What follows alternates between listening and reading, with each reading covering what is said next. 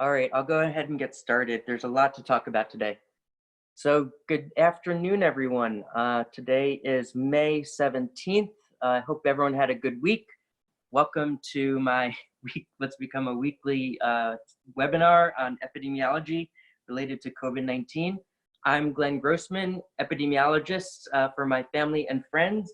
And Becky cannot join us today, she was the co-host previously asking the questions. She'll join, I guess, halfway through. So for now, I've collected the questions and I'll get started.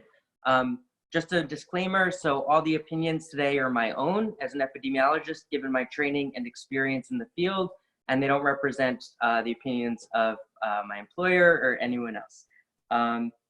Great, and so with that, I will go ahead and get started. The first thing, this was a cartoon that I found online, if you see your screen. So basically, as an epidemiologist, I'm available to do weddings, bar bat mitzvahs, birthday parties. If you have an event, you know, an epidemiologist is always a good thing to add to the event. So here I am. I work for pizza. But all right, so the first question today. Can you tell us more about how vaccines work and where we are in the stages of development? I heard that some vaccines created for dengue fever and for SARS-CoV-1 actually had the opposite effect. Instead of protecting people, it actually increased the likelihood of severe disease and death. Is that true? Do we need to worry about this in vaccines for SARS-CoV-2? Also, who is funding the lab research and clinical trials for the vaccines? All right, so these are all good questions. I figured we've heard so much about vaccines over the weeks, it would be a good idea to do a deep dive on vaccines. So, just as a refresher in terms of how vaccines work. So basically, you have the coronavirus, and so this is a pathogen that once it's in the body, it enters the body and then connects, binds with this ACE2 receptor. There's a bunch of different proteins on the surface, the spike protein, the M protein, then you have RNA, so these nucleic acids on the inside. What's interesting about the spike, there's a couple things that make the spike so interesting. First of all, so it's called the coronavirus because corona means crown. And so when you look at this under the microscope, these spikes give it like a crown appearance in the virus. And that's why it was called coronavirus, because of these spikes that are sticking up. The spikes also protect it. And so once the virus goes out, so say someone coughs or sneezes or whatever and gets the virus out into the atmosphere or onto the surface, other types of RNA viruses don't last very long. But coronavirus lasts far longer on surfaces and on other things. And the reason is because of these spikes. So whereas like HIV might only last seconds when it hits the surface of something, the coronavirus, because of the spikes, only the very tips of the spike actually touches the surface. So the rest of the cell membrane doesn't touch the surface. And so it protects the virus and makes it last longer. And so it really is an effective strategy that the virus has evolved to ensure that it stays viable and can infect new hosts. So that's good for the virus, bad for us. In terms of how and then the spikes also then bind with this ACE2 receptor in the body. Let's see. So once it binds to the receptor, then the whole virus is brought into the cell. And so once it enters the cell, then it opens up, releases the RNA. This RNA, when it releases, by the way, is extraordinary. It's one of the biggest RNA viruses that's ever been identified. And so the question is, why is it so big? What's it doing?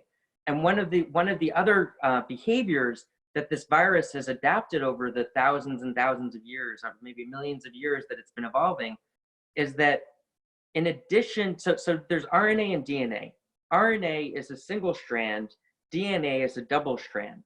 And one of the benefits of DNA for a virus or for anything is it increases stability, because you know that if you have one strand, it has to bind to the other. And if there's an error in processing, then you can easily detect it because it doesn't match across the two strands. So it's a built-in way to ensure that you have sort of this, that you can ensure that it's error-free when you're replicating. With an RNA virus, one of the reasons that the mutation rates tend to be high is because when errors come in, there's not really a good way to correct it. And so you have mutations, and then the virus, there's no way to know that it was an error. And so the virus just keeps replicating and replicating even with these errors that accumulate. And that's why there's so much increased variation over time. One of the things that's unique about this coronavirus is that, and one of the reasons that the RNA is so big is that it has a built-in validation component. So it actually can proofread the RNA as it's being built. And so even though it's not a DNA double strand, just with the one strand, it proofreads what's going on. And so it protects these errors from coming in. That's both good for the virus and good for us, because what it means is that it reduces the mutation rate of the virus. And so that means that that's good. If we have developed immunity, protective immunity, or if we develop vaccines, then that's good for us, because the RNA has this built-in process already of preventing these mutations from happening. But this is astounding. It's one of these incredible feats of evolution that this behavior evolved in the virus itself. It's just fascinating. But it's good for us because it means that the error rate is far less than something like the flu, which doesn't have this proofreading capability that's so sophisticated as we're seeing in coronavirus.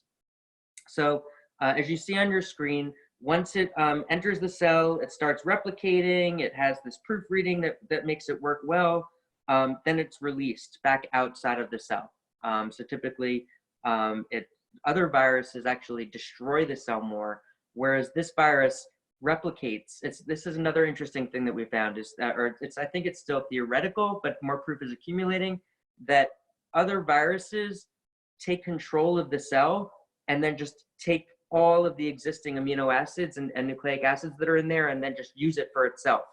Whereas this virus seems to sip the cell more. So instead of just taking the existing amino acids in there, it actually makes the cell create more than it would have otherwise. And so it preserves the life of the cell. And so this is fascinating also, but it also represents a potential another therapeutic intervention in terms of what we're finding out about the science. So anyway, once the virus is released, then it generates all of these new variants, these new viruses. And so they start circulating around the body, circulating around the bloodstream, and then they come into contact with a variety of existing immune system functions. So it could come into contact with the T helper cell, which will identify it as a foreign peptide, and then that will cause a cascade of responses, so stimulating these B cells and T cells, ultimately generating antibody responses and other cascades of the immune system. At a high level, that's all you need to know.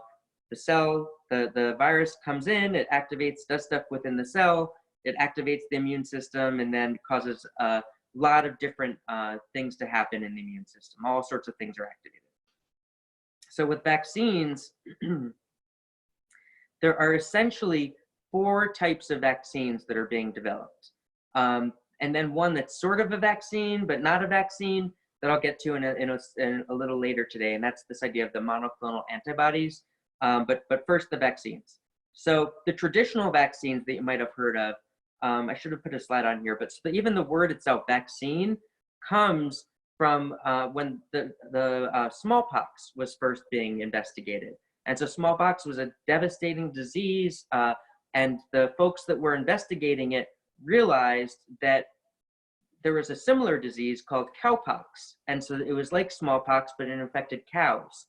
And people who milked cows on their farms who were infected with cowpox were immune from smallpox. And so this was fascinating, that you could sort of become immune from this devastating disease by exposure to this other disease from another animal. And so vacca comes from, so the Latin was taken to mean vaccine because it comes from the cow. And so originally it was a alternate virus. So it was this cowpox virus that was used to vaccinate against smallpox. But then as we started doing more research into that over the decades, there were a few different approaches that came out of that. One was to take a virus or a bacteria, but in this case, let's just focus specifically on viruses, viral vaccines. And so it was to take an inactivated version of the virus. And so that would be where you took the actual virus and then just basically destroyed it. So then all you had were pieces of the virus that would be floating around, and then that could generate an immune response. There was also a weakened version of the virus. A weakened version means that it was a virus that was still able to replicate. So you could still get infected from it, but because it was weakened, it wouldn't cause severe disease. One problem with this that unfortunately people found out over the years is that sometimes the weakened vaccine, the weakened virus could mutate and back into a more severe form of the virus and actually cause severe illness. It was rare when it would happen, but occasionally it would cause the disease in the people you were trying to protect. Over time, we've identified these other three general approaches. One is a viral vector approach, one is a nucleic acid approach. So this is focusing on the RNA, and then this other one is protein-based, also called amino acid-based.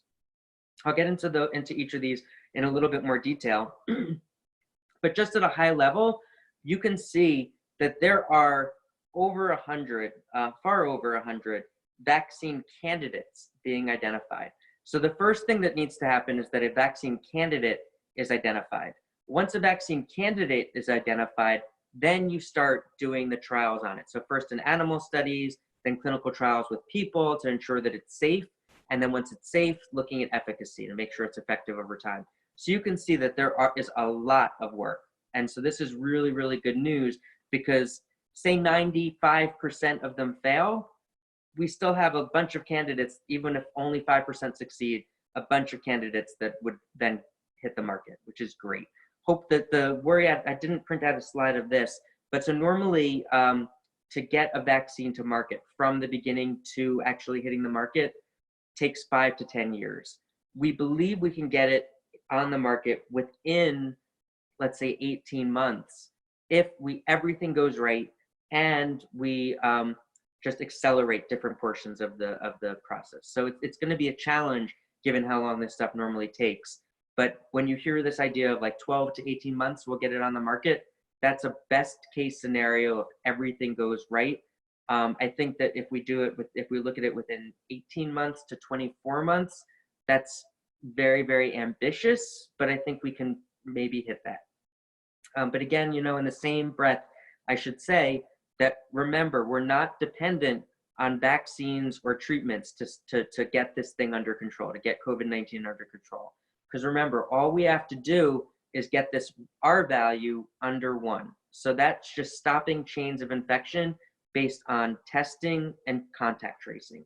Once we get our testing and contact tracing ramped up, then that will easily carry us through for the 2 or more years that it takes to get vaccines and everything and other therapies available and common enough that it would be useful at the global level. So really it's not very bad news that it's going to take a while to get vaccines up and running, because contact tracing and testing together are such an effective way of stopping outbreaks. All right, so let me go back into vaccines again. I'm already taking quite a lot of time, but so just as a reminder, I talked about the weakened virus versus the inactivated virus. The viral vector is sort of more modern in terms of how it's been used. So the Ebola vaccine used a replicating viral vector.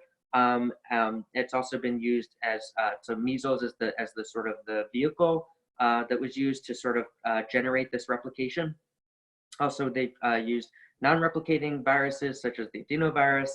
I'll just go through this somewhat quickly. These RNA or DNA vaccines and nucleic acids, these have been used as well, where you just inject the nucleic acids directly into the body, and then you see that it causes this immune response, which generates the antibodies and stimulates the immune system. And then finally, these protein-based vaccines. So for instance, what if you were to just create lots and lots of the spikes, instead of focusing on the RNA or anything at all, or the virus itself, just create the spikes themselves, which are primarily made up of these proteins, and then just inject the cells with lots of proteins, and then just see, we'll presumably create antibodies for those, and then if it comes into contact with an actual coronavirus with these spikes, then we'll already have these antibodies in place. That's the theory for these things. And so we have protein subunits, we have virus-like particles that we're looking at. I'm not going to get into too much detail there. But essentially, at a high level, this is the universe of vaccines that are currently being investigated. And to give you hope again, there are a ton of these that are being investigated all around the world. One other thing I will show you. So if this is coming from a variety of different funding sources and who, in terms of who's driving it, governments and nonprofit organizations only make up a very tiny percentage of all of the research that's being done on this. So the industrial sources like pharmaceutical companies and other industrial sources make up the vast majority of funding that's trying to solve this and end the outbreaks and the pandemic. Academic institutions represent the next most, and then the governments represent less. So, this comes up again, and this is why I'm showing this on the screen. There's a question a lot of times about the pharmaceutical industry. Why do things cost so much money? And, government could step up and use tax dollars to pay for stuff like this and then give it away for cheap or give it away for free. But in order for that to happen, the governments would need to be paying for the research. And as you can see, the governments are not paying for the research here, and this is why it costs so much. If we want cheap or free drug, then guess what? The research has to be done by the government, and our tax dollars are not paying for this stuff. So this is, and that's not necessarily a bad thing. I mean, look at all this investment. If it cost me money to end the outbreak tomorrow, I think we should be willing to pay for that money to end it and get back to normal. It's worth it for the economy, worth it for human health. So I'm okay with the way things are. The cost of healthcare is still way too much. Obviously, there's issues that need to be addressed, but right now my point here is that government is really not primarily funding research here, and that's not necessarily a bad thing, but it just is what it is, and so that's why there's a cost associated with getting this stuff out there. All right, let me go back to the questions because there were a lot of questions just in there. So I talked about vaccines, what's happened, what's going on with them. All right, here's this other, okay, so this other portion is an important issue, and this has to deal with safety. So when we started doing vaccinations for a wider variety of pathogens, we started realizing for dengue fever and also for SARS-CoV-1 that instead of preventing the virus by creating antibodies, so after an infection, instead of preventing severe disease, let's say, it actually stimulated severe disease. So getting vaccinated was even worse than no vaccination at all for some of these vaccines that were created for dengue fever and for SARS-CoV-1. And so this is very worrisome. So now going back to my slides, so what we have here that we need to look out for, but it's been studied now for decades in terms of trying to identify what is causing these adverse effects. And so there's two ideas that you should become aware of that people are going to be talking a lot about and might become more common in the news over the next month or two.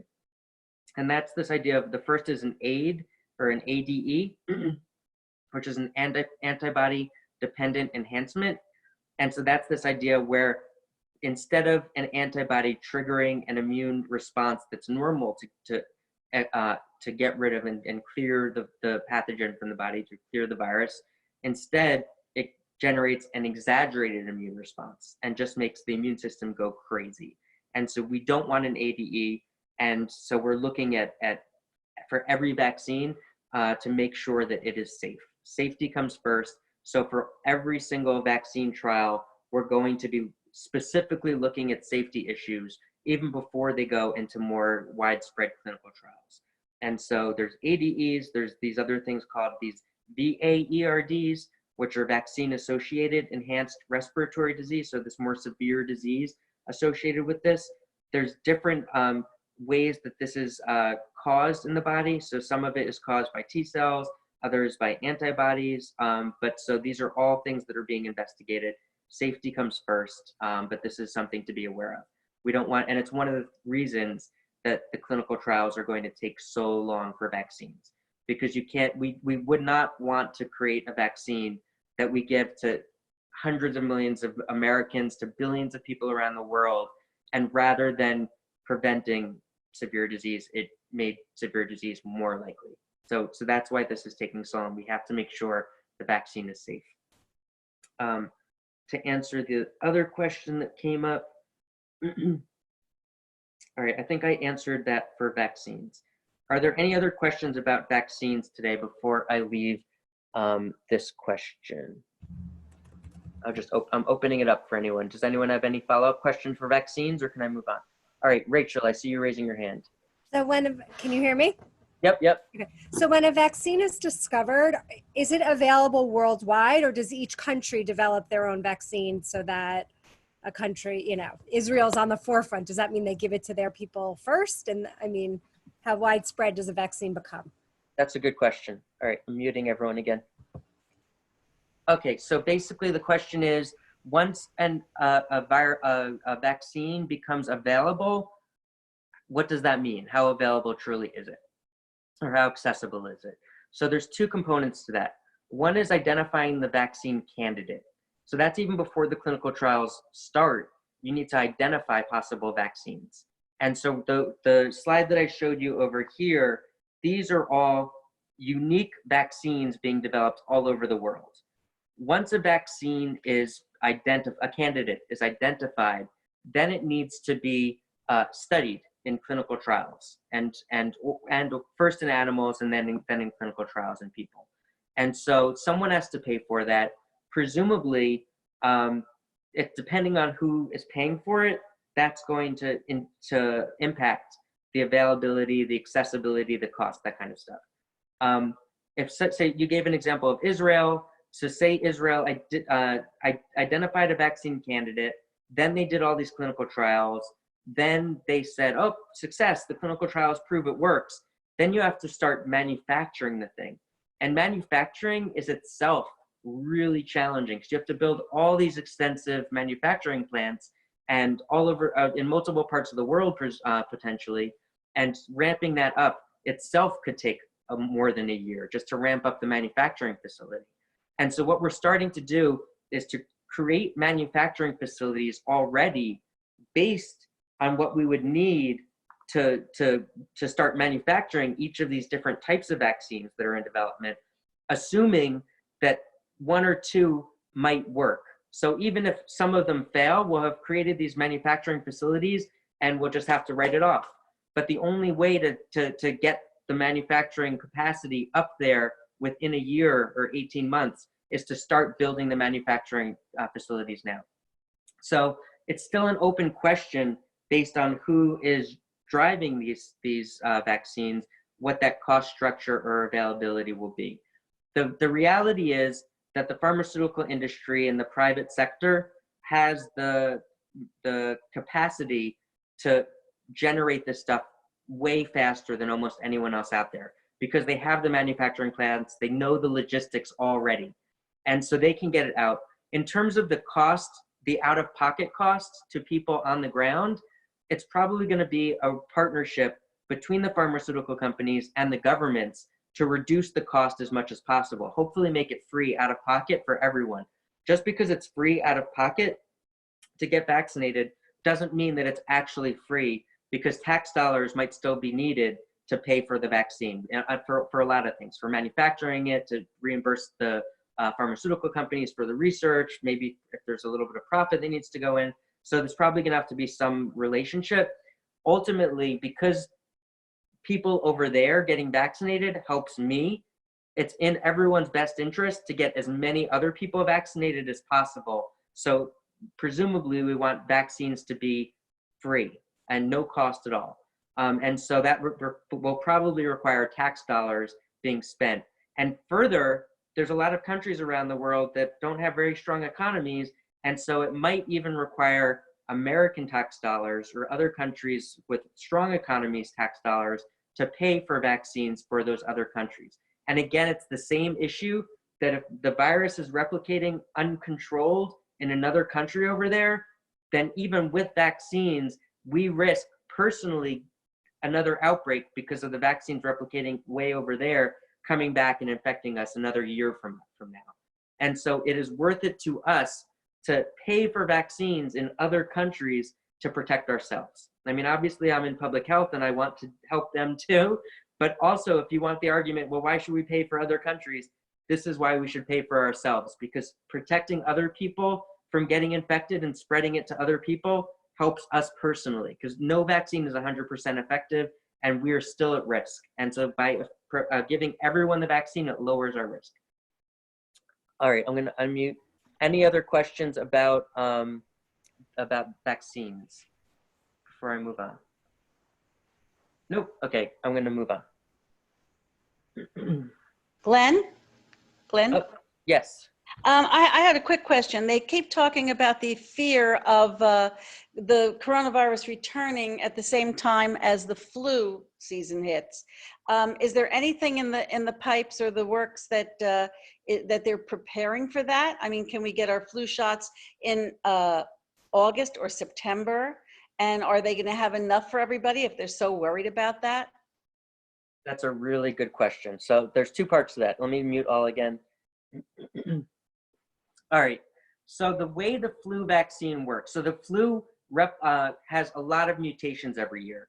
That's why we need a new flu vaccine, because what we do is, so we have the northern hemisphere and the southern hemisphere. When it's summer in the northern hemisphere, then it's winter in the southern hemisphere, and vice versa. And so the flu season every year is from fall to winter to early spring. And so you can look in the southern hemisphere, you look at Australia, you look at the South America in the spring and summer here, and whatever viral strains are most common in Australia and South America, those are going to be the ones that we expect would be most common in the northern hemisphere. So that's why we have to wait to see through the summer what the most common strains are in order to pick what they are and then start making the vaccine for those specific strains. Because if you do it too early, then there could be different mutations that happen over the course of the season, and then the vaccines that we start producing don't match very well with the mutations that actually appear in the northern hemisphere. So in some ways, the longer you wait to make the vaccine, the more likely you are to hit the right mutants that happen to appear that season. So the problem is, and let me show you another. I was going to show you in a little while, but let me just jump through here. The problem is that the flu season, and the reason that everyone thinks this is going to be so bad in the fall, there's a couple reasons, but one is that flu does not protect you from the coronavirus. And so we're going to presumably have the normal flu deaths that you would have in a typical season, and on top of that, so not coinciding, but on top of that, you'd have the coronavirus. We were very lucky when we were first hit in the northern hemisphere that as the flu season incidence and death rates were starting to come down, that's when coronavirus was starting to come up. So they did not overlap very much. But in the winter, you're going to have this additive effect. And so it's not going to only be what the normal coronavirus infections would be. You'd double that, or I don't know if it's actually doubling, but you'd increase the two together. And so that is why it's worrisome. You would think, okay, well, so let's look at the southern hemisphere, because right now they're in their early fall. So they're just starting to have the flu season there. How does coronavirus look there? You know, based on what we had discussed in previous weeks, that the curve was starting to come down in the United States and Europe, lots of other places. But when you look at the curves in South America, as an example, they are all really being hit really hard now. So things do not look good. So if you look at Argentina, their curve right now it's just going straight up practically. It's an exponential curve. When you look at Panama, okay, Panama has it under control. Brazil, it's going straight up. Chile, look at that, straight up. Colombia, straight up. Ecuador, okay, they have theirs under control. But lots of South America, I mean, Brazil is a huge population, and the fact that theirs is going up, South America is really getting hit very hard. And what's happening, look at Mexico here, so Central America. What's going on there now will be us when fall hits for us. And so this is going to get really bad again for us in the fall, because you can just look at how it's exponentially increasing. And this is, if you're almost every country right now is under lockdown. So this exponential curve is with Brazil under lockdown. So this is worrisome, and that's why everyone's is trying to anticipate the fall and winter for the northern hemisphere and getting ready for that. If we have good test and trace capabilities ramped up by then, it will go a long way to helping prevent this and to keep us down. But right now you can see that the United States is still on this list where we don't have it under control, and we're almost at the beginning of summer. And so we are we have a long way to go before we get it under control. Hopefully we'll get things ramped up. I can talk about it in a little while, but yeah, this is what people are talking about. So when it comes to the flu vaccine, the problem is we don't know what mutations are out there yet. So we can't jump ahead yet for the flu because we don't know. Any other questions? But like it's true because everybody's like Okay, out right now. I'm gonna mute all. All right, I'm gonna go on to another topic. Hi, Glenn. Oh yes. Oh hey Beck. I'm here. Sorry that I'm late, but Oh, it looks like Arlene and Harry Grossman are waving their hands with a question. You missed Becky before I go on. You missed the cartoon. So I'm available for weddings, for bar and bat mitzvahs, for birthday parties. And epidemiologist is always a good idea for parties. I don't take payment except I do enjoy pizza.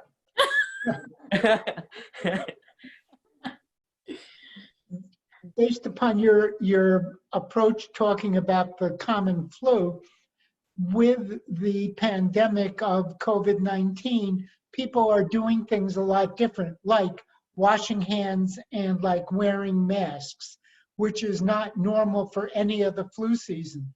So won't that change your predictions going forward? Because there are all of these models that you normally use based upon people not washing hands and not wearing masks. So the problem is that in Brazil, they also are socially isolating. They're also under lockdown. They're also wearing masks, and yet their curve is exponential. So it's not enough. The problem is we're not actually under quarantine. We're under lockdown, and there's a huge difference. Because when under lockdown, first of all, a lot of people are still out working. We're still ordering stuff from Amazon. So that means that all the people in the Amazon warehouses are still going to work every day. The FedEx and the US mail is still going to work every day. So you have a whole lot of people still going to work every day. They're getting exposed there, and then they're coming back and exposing their households. So that's exposure that's happening. The other thing is that people who are not working are still going outside. A lot of us are still going out to the supermarket. We're still going out and doing shopping. And so that's what happens. Even with the masks, even with social distancing, we have this uptake curve. And so that's why epidemiologists don't think it's going to be as clean as a lot of us would be hoping. All right, Beck. So far, we only got to vaccines. We didn't get to any other questions yet. Okay. So did you want to continue on with slides, or did you want me to jump in with a question? Jump in with the question. That's fine. Okay. Tell me if you covered this. I don't think you did.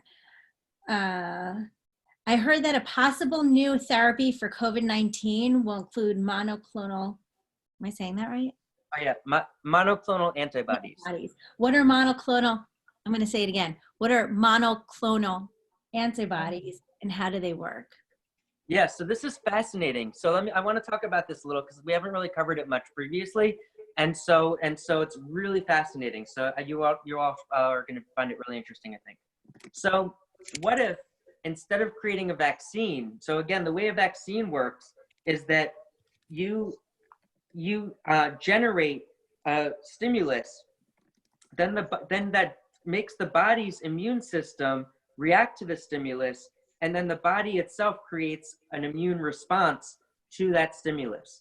Well, what if instead of going through this whole convoluted process of making the body generate an immune response, what if you just were to find everyone who's been infected look at all of the antibodies they've created. So for instance, you would go to them and you would take samples of their blood. Different people create different antibodies. So the antibodies are going to be extremely diverse. Some antibodies are going to be more protective, some are going to be less protective. So what if you were to screen lots and lots and lots of blood samples of tons of people who are infected, and you were to pick out the top antibodies that were the very most protective of them all? And then once you identified those antibodies, instead of creating a vaccine, what if you just cloned the antibody itself and then just made a ton of that antibody and then just gave it as an injection or an infusion to people, so that, and presumably an injection would be better because then you wouldn't have to go to a hospital or have a physician do it. And then you would just inject the antibodies directly. That would be amazing, because then you wouldn't have to wait. A vaccine, once you're vaccinated, it might take a couple of weeks for your body to ramp up and respond, and then you could still be exposed during that period and would be at risk. With this, you could be right in the middle of the infection and take the monoclonal antibody, and then it would eliminate the virus almost instantaneously, because it would just, the antibodies themselves would just pull it out. Similarly, potentially, if you created the monoclonal antibodies, and you were to infect, if you were to inject people, sorry, not infect, this is not viral, so this is not a vaccine type of thing, it's an actual antibody. If you were to inject people with the antibodies, then you might even be able to use it prophylactically. So give it to people who are at highest risk. They'd already have this antibody circulating in it. Maybe you'd have to only do it once every couple of weeks or so, and then it would reduce the risk of them even getting infected in the first place. The advantage of this is that you might be able to test it and get it out on the market faster than you would a vaccine. Just because with a vaccine, you need to test it on people who are not yet sick and then wait months or years for them to get infected to see if the vaccine works. With the monoclonal antibody, you give it directly to people who are already sick as a treatment, and then you see if it works and if it's safe. So you could presumably get results much faster. And so let me talk a little bit more about this. Monoclonal antibodies have been approved already in a lot of different therapeutic areas. It's been used to respond to therapies. This is, I apologize, the slide was from 2015. A lot of these trials that were previously in phase three have now been approved. And so, so a lot of these numbers are far bigger than what they were here, because the phase 3 and these other phases have already been pushed into approved products. But you can see the therapeutic areas include autoimmune diseases, cancer, cardiovascular disease, blood diseases, infectious diseases, neurologic diseases, eye diseases, orthopedic diseases, and all these different therapeutic areas. It's already been used effectively. So we know it works. Obviously, it's another drug, so you'd have to still go through the clinical trials to ensure safety and efficacy, but it's not a completely new mechanism of action that we need to think about. Here's just another screenshot in terms of specific indications. It's been used for a lot of different indications at this point, just at a glance, what you can look at. I'm not going to spend too much more time there. In terms of the years that it's been looked at, you can see that it's been that's been in use for decades now in different therapeutic areas. So this, I find this just a really fascinating area. I've actually worked on some of these monoclonal antibodies professionally, and so we know that they can work, and so it's just really intriguing. So I like this because it's not actually a vaccine, but it is focusing on the antibodies in terms of generating an antibody response. And so I just find it interesting. So when we look at treatments, now there's all different kinds of treatments that are being evaluated. This is one that might come up in the news, and so now you know what people are talking about. They're essentially cloning the best antibodies that people have generated around the world who have already been infected, just cloning tons and tons of these clones, and then just injecting people with many, many, many copies of the antibodies. So this is great. Are there any questions about that? Nope. All right, back to you. Okay. Thank you for that great description. Okay, here comes the next question. Someone wrote in, I heard that over the last couple of weeks, there have been cases of more severe illness in kids. What can you tell us about this? Yeah, that is a good question. So let me start with that. All right.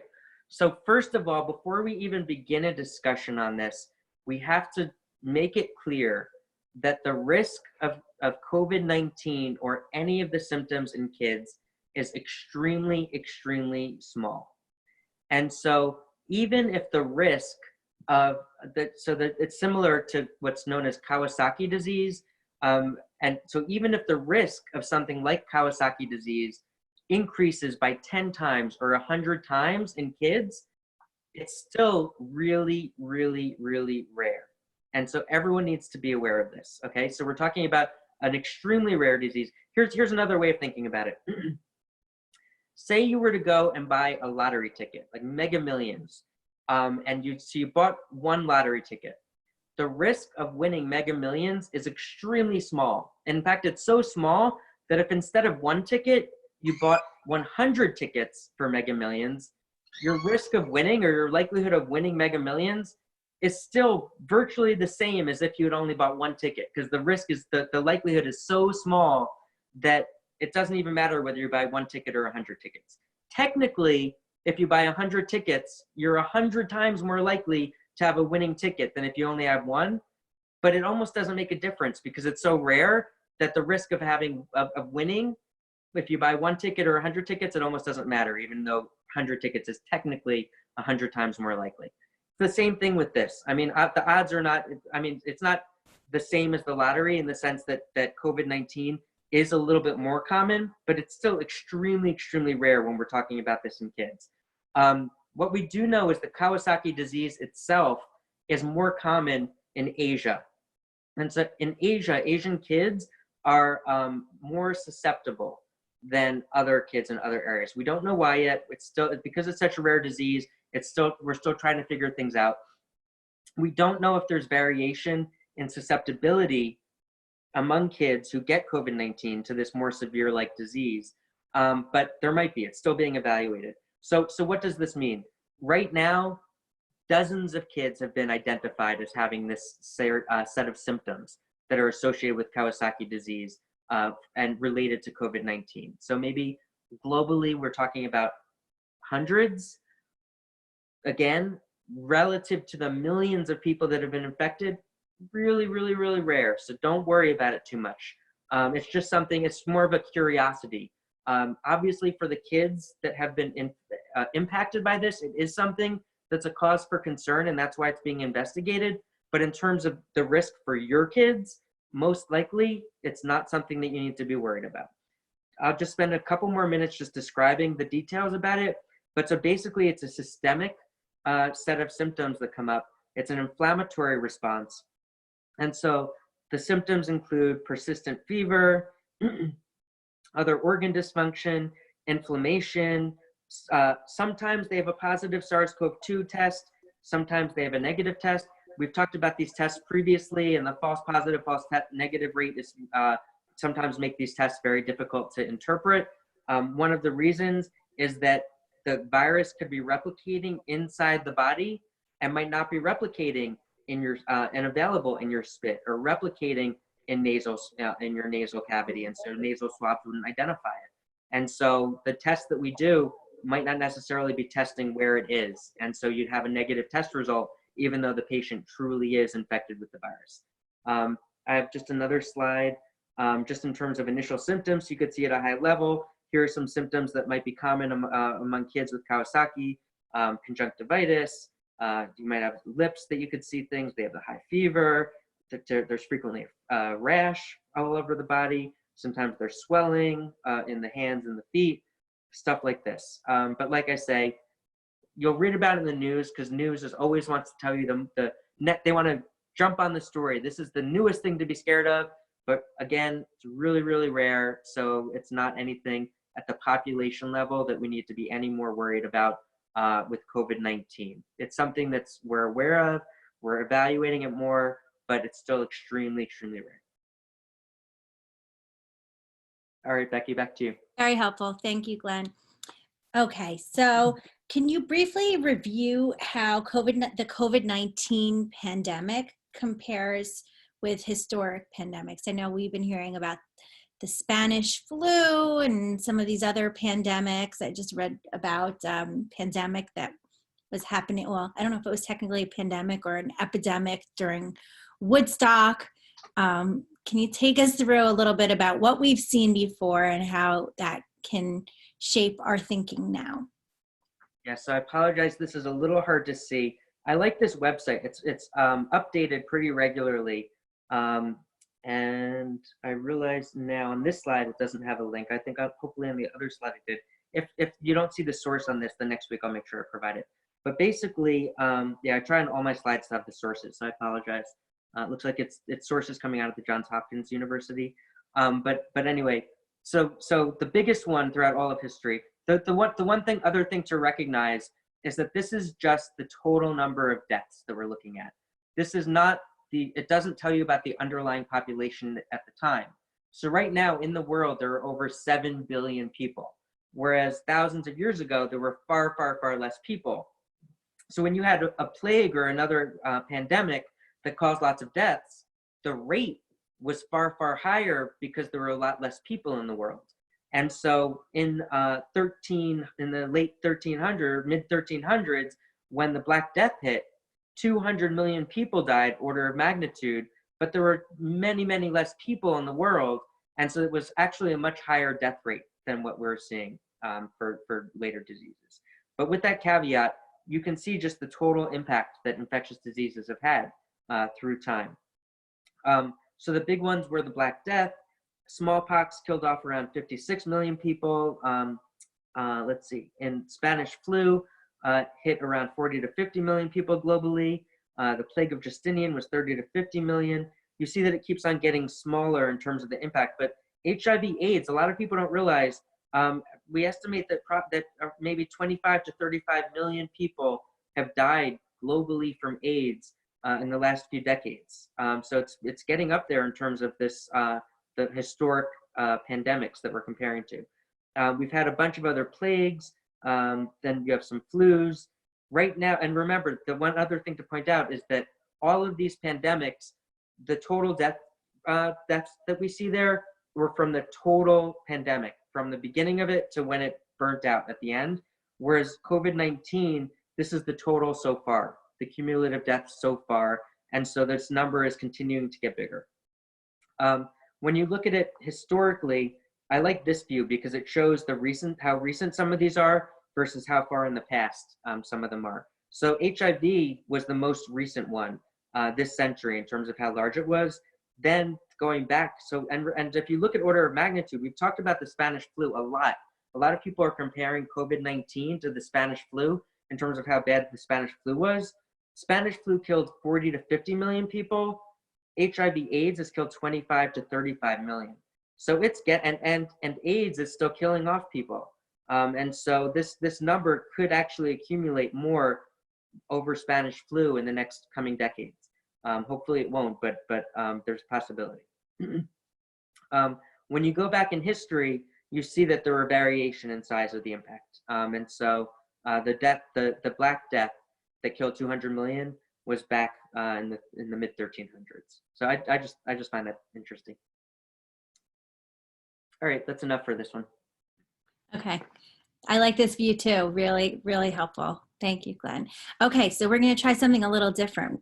David Knopf and Debbie Weissletter have a question they would like to ask. So if you could unmute yourself. There you go. Hi, I'm Dave Knopf. This is Debbie near me. And Becky, we've met your parents. Okay, so my question relates to the people going back to work in what I myself think is a little too early. And specifically, I'm talking about the dental profession, which obviously hits close to home for you also, since Dad's a dentist. We're being told, even though your dad and I are both retired, but we're talking about obviously some dentists in their 60s who are also prone to this. The 4 professions that are most likely to be susceptible to this virus are as follows. Number 1, dental hygienist. Number 2, dentist. Number 3, inhalation therapy technicians. I'm sorry, number 2 is dental assistants. Number 3, inhalation therapy technicians. And number 4, dentists themselves. Now, the number that they raised, the chance of getting this for those 4, and I only looked at those 4 since it was related to me, was very, very, very high. In fact, I know of my own hygienist who's still working in my old practice, just left, retired early. The thing that I don't quite understand is who's giving, and the governors are making these decisions as to whether to allow elective procedures or what have you. The governor of Maryland had a conference call of some sort, and questions were asked. Is this profession okay? Is this profession okay? When he was asked whether the dental profession was okay, the answer was very simply, oh yeah, I don't think that there's a problem.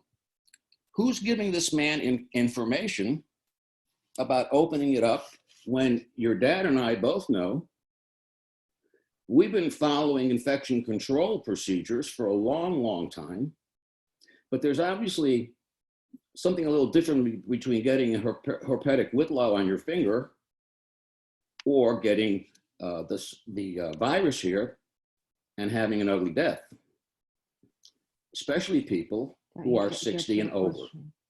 So, well, how do you feel about that? What do we do about it? If we're told that we have to go back,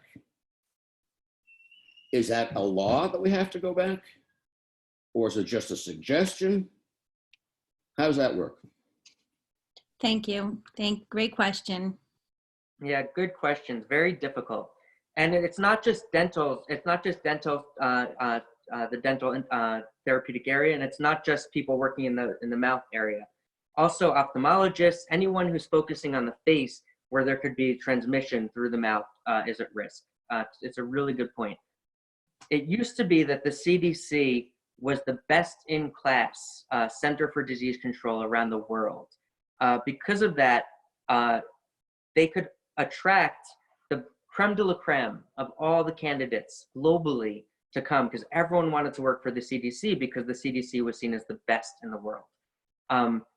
We had long arms, we had a global reach, and so we would jump in, parachute in, I mean, metaphorically, parachute in to epidemics all around the world, so Ebola and SARS-CoV-1 and all these things. And then we would, the philosophy was that these global arms of helping everyone around the world helped us too. So we were spending American tax dollars on the US CDC, all these places around the world, knowing that if we stopped infection out there, then it would prevent the infection from coming and hitting the United States. When the current presidential administration came in, they had an America first mentality. And what that meant was that they just cut off the arms. And so the CDC vastly reduced its work globally. And I can have other things to say about this at another time, because it's ridiculous. But completely cut off or almost completely cut off all of these external arms. And so that was one of the reasons that I am very upset in terms of the SARS-CoV-2 epidemic, because we had US epidemiologists on the ground in China that were fired last summer before it even before the epidemic happened. And so when the epidemic hit last fall in China, there were no US epidemiologists on the ground, and we had a really challenging time getting back in, and so that's a different issue. Coming back to your point, domestically, the CDC has been gutted now. That's the perspective of most epidemiologists that I've talked to out there.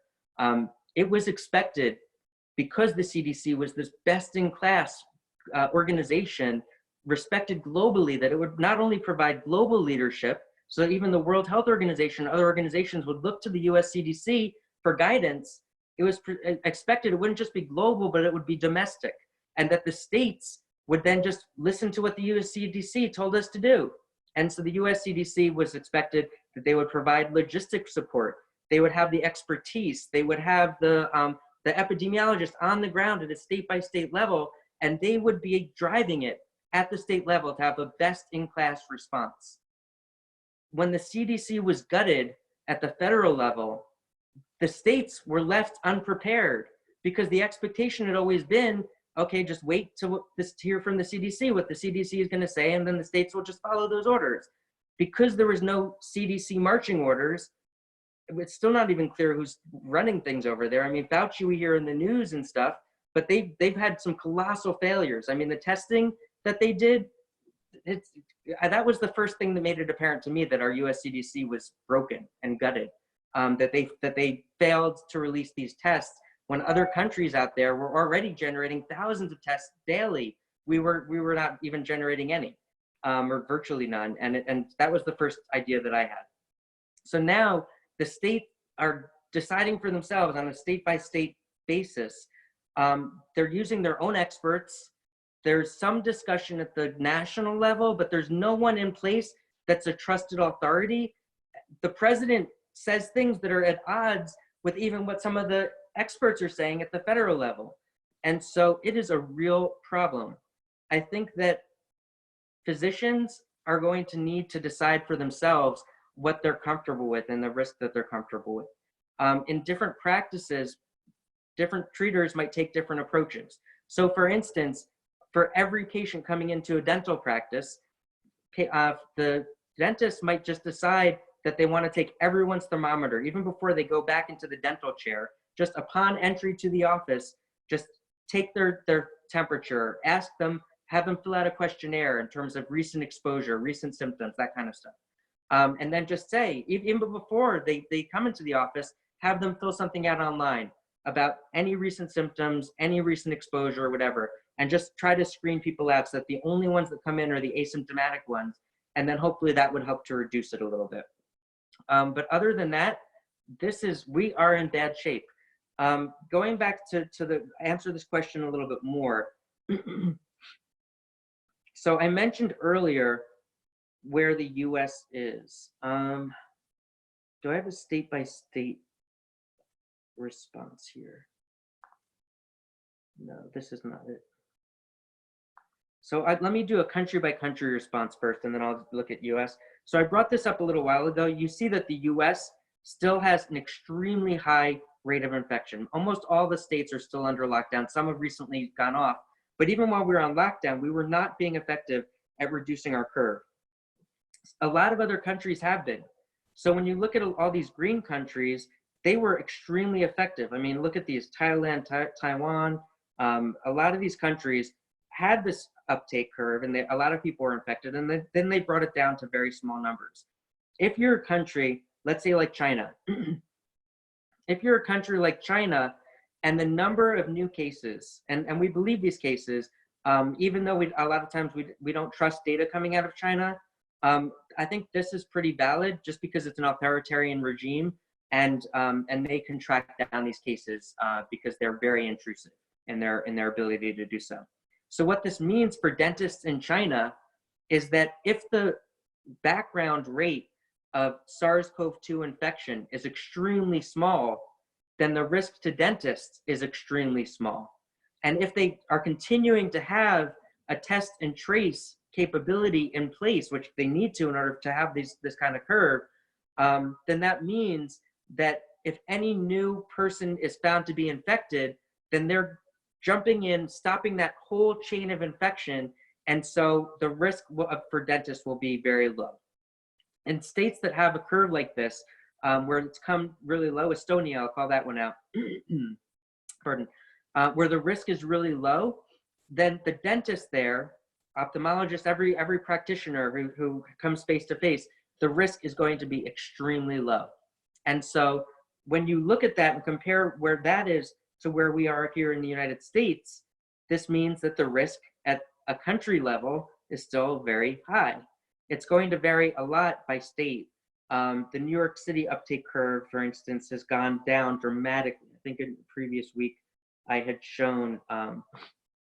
So when you compare here, that overarching slow reduction rate, when you break it out by, whoops, let me just, when you separate out the New York City curve and some of the other outbreaks that we're seeing, where it's on the downtrend there, then you see that and this was taken, I think, a couple of weeks ago at this point, that the curves in those areas are far lower, which means that when we open up, the risk is going to be very small. It's not going to be the same risk that we had a few weeks ago or a couple months ago. It's going to be very small. And if we have contact tracing and testing up to where we need it to be, then the risk should be pretty small. In much of the rest of the country, we're having a lot of new outbreaks that are happening. It's still not an exponential curve, but we're going to be exceeding our test and trace capacity there. They opened too soon, and so the numbers are going to keep on climbing through the summer. And it's unfortunate, but it's every state for itself right now, and that is what you get when you have every state for itself. That's all I have right now. Great question. Thank you very much for asking and answering. And I think that's about all the time that we have together today. So number one, Glenn, can we expect to see you here, same time, same place next Sunday? Yes, sounds good. I can answer one or two more questions if you want. I don't know if people want it. I don't want to overwhelm people, but I can do one or two. Okay, all right, so we'll finish with this one last question, which felt incredibly counterintuitive to me. So let's hear what you have to say to this one. This question goes like this. I read that smoking prevents COVID-19. What do we know about this? Yeah, that's a really interesting question. There were multiple studies at this point in China, in Europe, I think in the US, although I don't know if it's come out in the US, maybe a couple countries in Europe, that indicated or suggested that people who were current smokers were actually protected from COVID-19. And the theory was, the hypothesis was that smoking triggers the nicotinic receptor. It's a neurologic receptor that there's the nicotine in the smoke triggers the nicotinic receptor. And it was thought that maybe something about triggering the nicotinic receptor was impacting the course of the virus, or the ability to get infected, or something about the virus. And so a bunch of studies were published. One of the most recent was this. And so I'm going to just walk you through this chart, because this is a classic epidemiologic type of chart that you would see. So basically what we're looking at is, on the left-hand side, these are all different risk factors, so different variables that might differ. The red dotted line is when it says 1, means that this is the reference. So this is the age. Let's use age as an example. This is among 50 to 59-year-olds, and every other group, whether it's an 80-plus-year-old or a 70 to 79-year-old, it's all how large the hazard is relative to that group.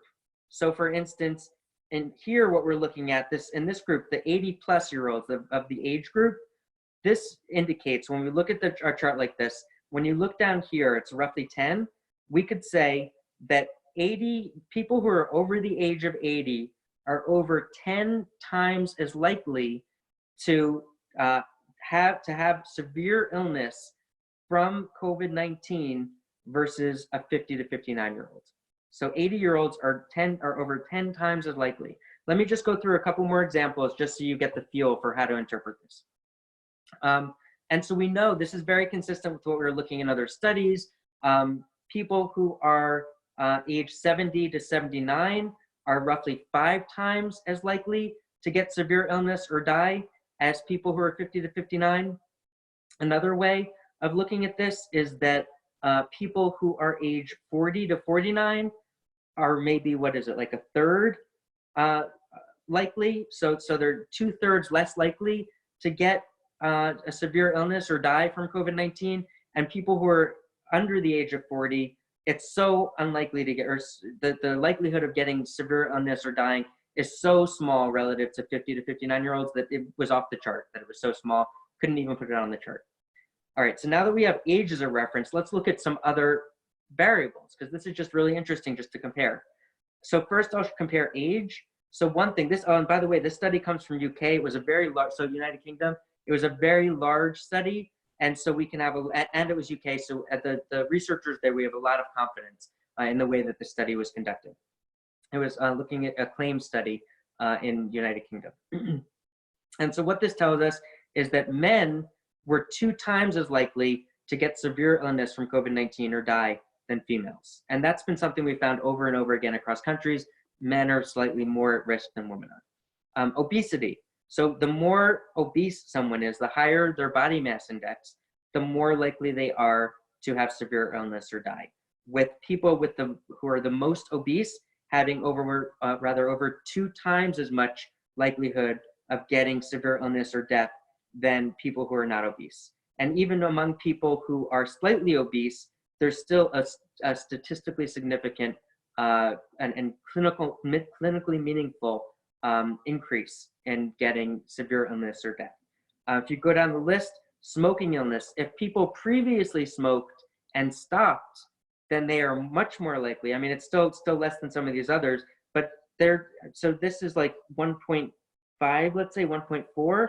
We interpret that as saying that they're like 40% more likely to get severe illness. So again, people who are ex-smokers are 40% more likely to get severe illness or die from COVID-19 than people who are never smokers.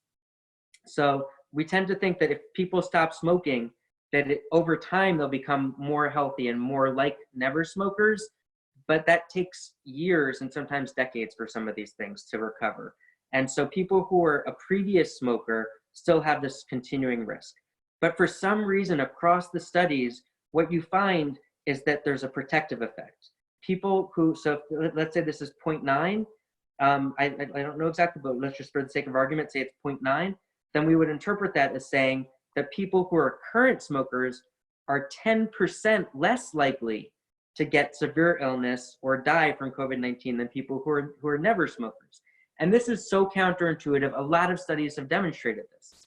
And so I'll come back to this in a second. I'll just leave it on the tip of your whetting your appetite. And then I'll go into some other things that are really intriguing, and then I'll come back to it.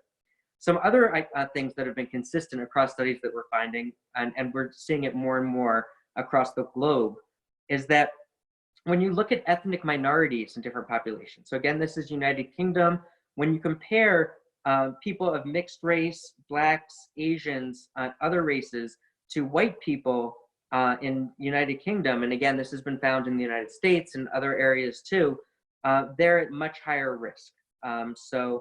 Maybe let's say 50%, 75% more risk of severe illness and death than whites. When you look at deprivation, so this includes a lot of things, socioeconomic status, like poverty, there's a bunch of things that go into this. The ones who are most deprived, so are the most in poverty, the least access to care, those kinds of things, they are almost 2 times as likely to have severe illness. And so again, this is not in rate of getting infected. This is among those who are infected, their likelihood of getting severe illness or death of COVID-19 increases dramatically the more deprivation a person has. Similarly with diabetes, someone who has uncontrolled diabetes has over 2 times, maybe between 2 and 3 times the risk of severe illness and death versus someone who has no diabetes. If people who are diabetic get their diabetes under control and take the medicines that they're supposed to, then it reduces their risk by half of getting severe illness or death. And if they do even more, do the exercise recommendations, the nutrition, lose the weight, the other things that their physicians tell them to do, then they could get it even less, to reduce the risk even less, back to people who have no diabetes. And when you look down the list of some of these other things, really interesting, cancer, people who had cancer recently, within the last year are at much higher risk, so say, what is this, like 60% more risk than people who had never had cancer. But as the cancer recedes into the distance, so people had cancer over 5 years ago, it's roughly the same as never having cancer at all. Some of these others I'll just go into before I get back to the smoking question. Specific types of cancers, so blood cancer, the risk goes up dramatically, recent cancer. Even if it's not so recent, there's still a persistent effect based on the impact on the immune system.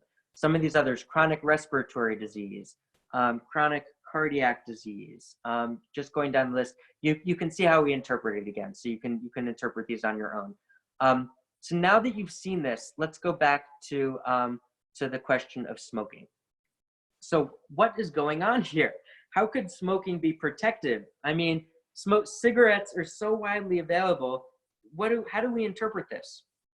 And it turns out, and this is a key fact, and so the most important conclusion that you get out of this is do not start smoking. First of all, not least of which is because we know smoking causes all sorts of bad problems for all sorts of other reasons. It causes increase in almost every kind of cancer in the body, not just lung cancer, but almost every other kind of cancer, causes increases in heart disease, causes increases in disease across almost all other organs. So do not smoke. But it was still curious, what the heck is going on here? And what we realized when you start digging into the data is that the people who are currently smokers were most likely to be white. And here you see that the white people were less likely to get sick than racial minorities. They were more likely to be white. The current smokers were most likely to be least deprived. So the more deprived someone was, the less likely they were to be current smokers. They were more likely to be a normal weight and not obese. And so they were just in general more likely to be healthy in almost every other area. So the smokers essentially felt invulnerable. And so that's why they were smoking. The ones who got sick even a little or had some other issue going on were the ones who were told by their doctors to stop smoking. And those are the ones who were the ex-smokers. And so that's where these people fell. So what happens is that it's not actually that smoking is protective, it's that the ones who were smoking were the ones who were least likely to be impacted by the virus because they had all these other protections. They were least likely to be a racial minority, least likely to be deprived, least likely, they tended to be younger, they tended not to be the older. The older folks were told by their physicians to stop smoking and they stopped, so they tended to be the younger folks. And so it's just a glitch in the studies, the way that it's done. So if you ever read these, you're probably going to read in the news, if you haven't already, oh, does smoking prevent COVID-19 or does it prevent death in COVID-19? No, it doesn't prevent it. It's just based on how studies are conducted. This is definitive proof that now that it's based on a bias, that the people who are continuing to smoking tend to be the younger people, tend to be the racial minorities, or rather white people, not the racial minorities. And so because of that, they're just less likely to have severe illness and die overall. It's not the smoking that causes it. They're just protected because they're 20-year-olds, and 20-year-olds in general just don't get infected or get severe illness. And that's it. It's not the smoking does anything. It's just who is smoking that's causing this. So unless there's any other questions related to that, let's just. Thank you for clarifying that, because that was just a wow kind of question. And now you really broke it apart and turned it into something that makes a lot of sense. So thank you. Okay, well, I think that's it for today. Thank you, everybody, for joining us. And like always, if you have questions, please send them to Glenn during the week. It's really helpful. And we look forward to seeing you next week. Same time, same place. Thank you so much, Glenn. Thanks, Becky. Thanks, everyone. Bye-bye.